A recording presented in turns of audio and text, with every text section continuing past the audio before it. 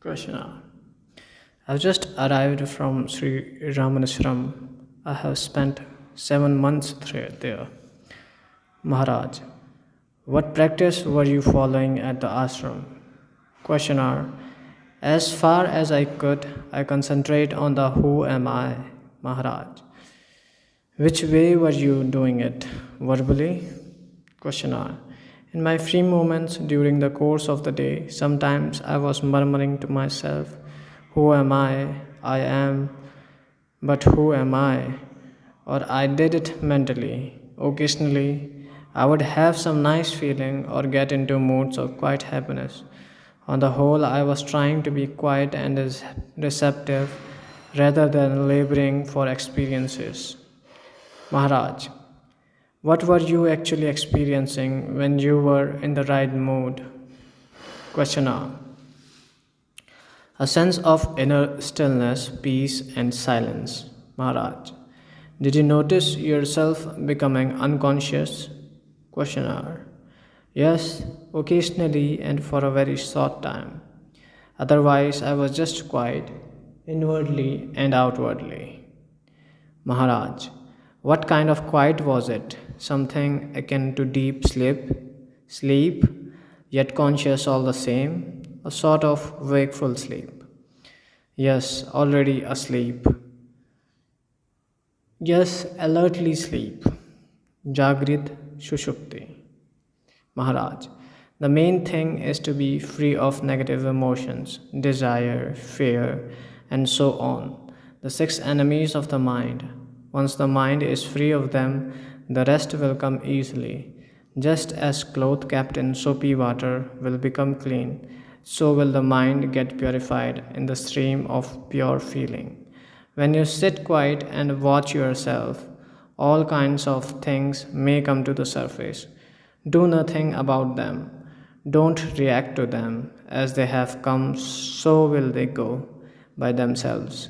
All that matters is mindfulness, total awareness of oneself, or rather of one's mind. Questioner. By oneself, do you mean the daily self? Maharaj. Yes, the person which alone is objectively observable. The observer is beyond observation. What is observable is not the real self. Questioner. I can always observe the observer in endless regression. Maharaj, you can observe the observation but not the observer. You know you are the ultimate observer by direct insight, not by a logical process based on observation. You are what you are, but you know what you are not. The self is known as being, the not self is known as transient. But in reality, all is in the mind. The observed, observation, and observer are mental constructs. The self alone is. Questioner. Why does the mind create all these divisions? Maharaj. To divide and particularize is the mind's very nature. There is no harm in dividing. But separation goes against fact. Things and people are different, but they are not separate. Nature is one, reality is one. There are opposites, but no opposition. Questioner. I find that by nature I am very active. Here I am advised to avoid activity.